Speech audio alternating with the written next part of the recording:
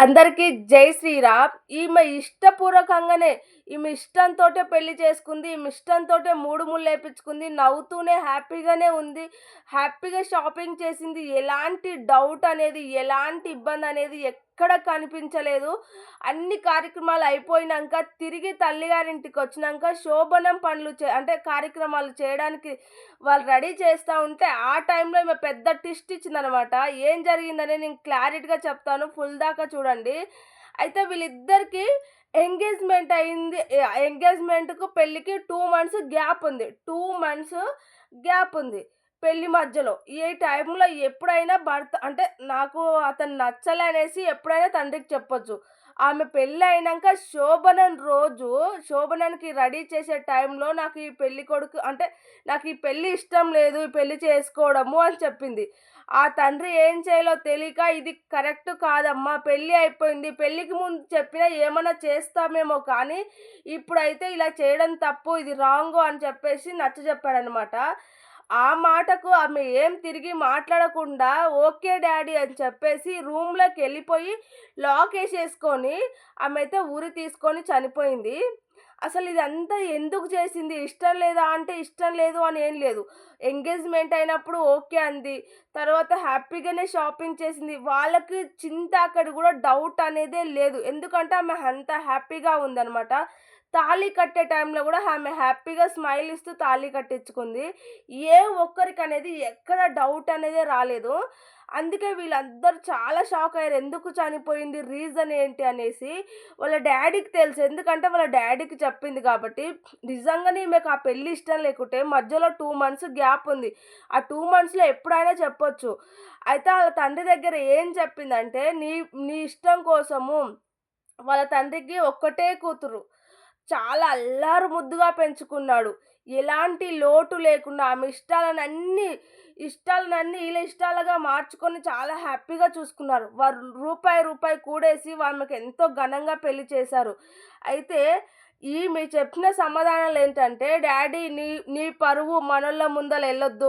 అంటే మన పెద్దల ముందల, మన చుట్టాల ముందల నీ పరువు పోవద్దని ఒప్పుకున్నాను. నీ కోసం ఒప్పుకున్నాను. నీ కోసం పెళ్లి చేసుకున్నాను. నాకిష్టం లేదు ఈ పెళ్లి అని చెప్పిందనమాట. నిజంగా ఇష్టం లేకుంటే పరువు అంటే ఎంగేజ్‌మెంట్ అయినంక పెళ్లి దాకొచ్చి క్యాన్సెల్ అయితే నిజంగా పరువు పోయినట్టే అనుకో.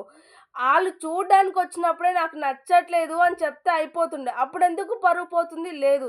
నిజంగానే వాళ్ళ డ్యాడీ పరువు గురించి ఆలోచించి పెళ్లి చేసుకుంది అనుకుందాం.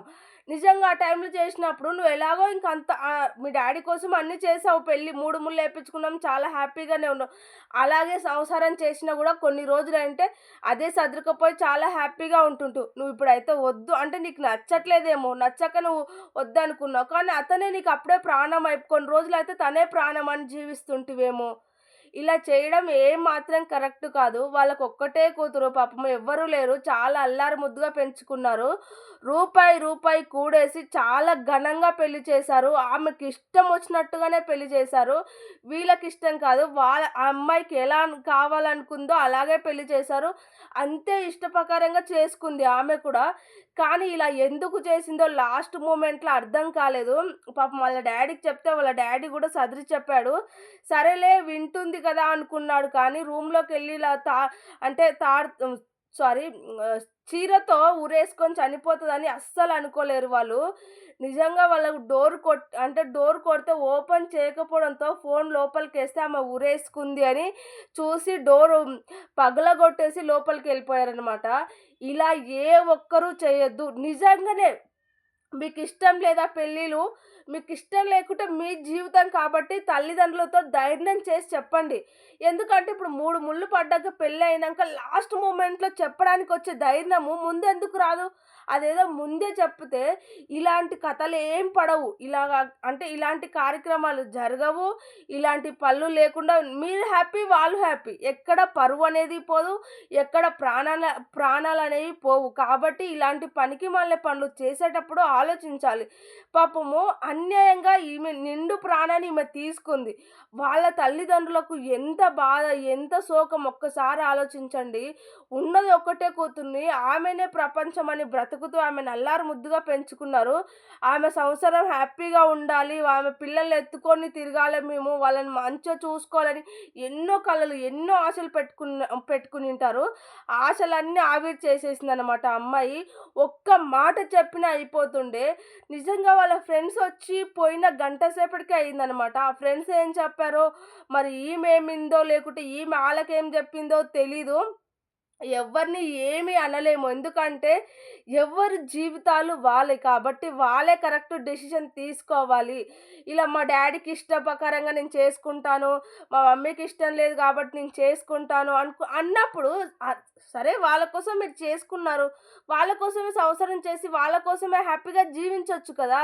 ఇలా అన్యాయంగా ప్రాణాలు తీసుకోవడం ఎందుకు? వాళ్ళని బాధ పెట్టడం ఎందుకు? మీ జీవితాలు మీరు నాశనం చేసుకోవడం ఎందుకు? ఇలాంటిది ఎవరికైనా ఇష్టం లేని పెళ్ళిళ్ళున్నా, ఇష్టం లేనివి ఏమున్నా సరే, కొంచెము ధైర్యం చేసి తల్లిదండ్రుల దగ్గర చెప్తే వాళ్ళు ఎవ్వరు ఏమీ అనరు.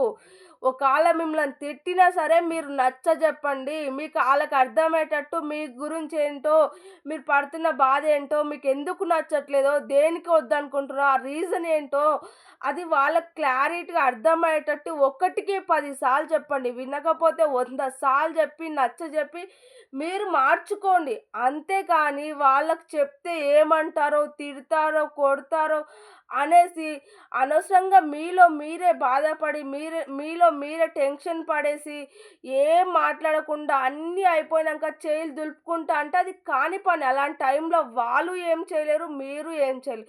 ఇలా అన్యాయంగా ప్రాణాలు పోవడం తప్పించి. అందుకే ఇలాంటి ఆలోచనలు రాకుండా చూసుకోండి. అంతేగాని ఏదో ఈ భయపడి చిన్న చిన్న విషయాలకు భయపడి అన్యాయంగా ప్రాణాలు తీసుకొని జీవితాలు నాశనం అయితే చేసుకోకండి. ఇలా చేయడము ఏమాత్రం కరెక్ట్ కానే కాదు. అందుకనే దయచేసి ఎవరైనా మీ మనసులో ఏమున్నా సరే తల్లిదండ్రులతోటి ఓపెన్‌గా కొంచెం ధైర్యం చేసుకొని చెప్తే అందరి జీవితాలు బావుంటాయి.